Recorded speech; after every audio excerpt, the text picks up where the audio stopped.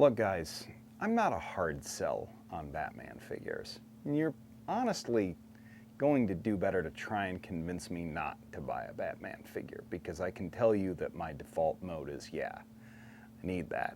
And that's a problem on multiple levels. But you know what?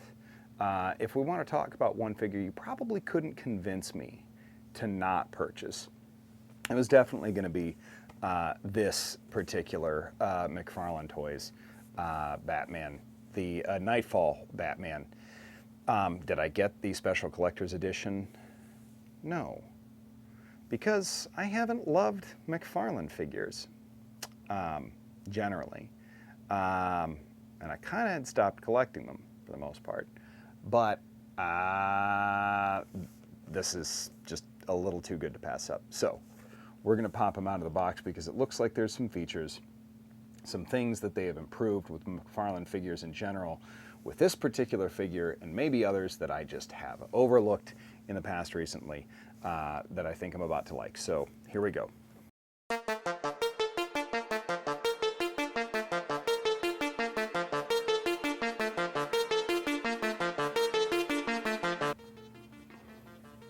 Well, dang it. I'll tell you what. I was skeptical, and I was like, gosh, do I really need another Bat figure, especially from McFarlane, who I've started to feel like I was getting burnt by a little bit. But dang it, this is pretty great. And I can't believe that I'm saying that grudgingly, because like I said, you're hard-pressed to convince me not to buy a Batman figure. However, there are some substantial improvements on this figure, at least in particular, than there have been from some other iterations of Bat figures that they've made. Well, specifically, first of all, this is molded on the appearance of Batman in Knightfall, shortly after Bane broke his back, or shortly before Bane broke his back, rather, and then you had the other Batmans taking over. The Azrael, John Paul Valley, Azrael, and a bunch of other crazy stuff. But golly, the cape is rubbery, looks great, kind of flows with the figure and drapes itself pretty nicely. The arms, I've never had a problem really with general poseability, and the joints don't feel particularly fragile like some McFarlane figures have. Or gummy like most recent Hasbro figures have. But the thing that I'm really on about with this is the fact that instead of the ball joints in the wrists and in the ankles, these are actually molded and look like the costume. They're kind of sculpted to look like cloth, just as the cape is, but they look really good. And they're very functional joints, which is kind of what you want. I mean, you know, you're collecting this kind of thing because it's essentially a little statue that you can pose, but this is like almost a quintessential Batman, I would say. I mean, this might trump any of the other Batmen from McFarlane, I think. Probably, I'm trying to think of one that's better, and I really don't think that they've made a better Batman. You know, like they knocked that out of the park with the first Superman that they produced. It was amazing. The joints were a little weird on that one, but it still looks really good. This might be the very best Batman that they've done. It doesn't come with much in the way of accessories. No grappling hook, you get a Batarang. And then you get a second pair of grippy hands, but for what? You know, we don't love them hoes. I don't know what else they intend to put in there. I don't know why I'm throwing Snoop Dogg into a Batman figure review, but why wouldn't you?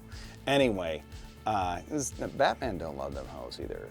He's got no time for any of that. You know, Catwoman left him at the altar. Everything is, if you didn't like Tom King's run, that's on you.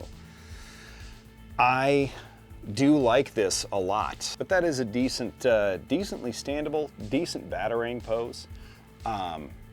just overall, looks pretty ominous. Looks pretty early 90s Batman in very good ways. Big fan of this. I can't say that it's... This is as close to perfect, I think, as a modern McFarlane figure is gonna get. You know, both, as far as comic book figures go, both Hasbro with Marvel and DC McFarlane, they've got their own issues. But this one is the rare Bat figure that I don't have a complaint about. Comes with a card.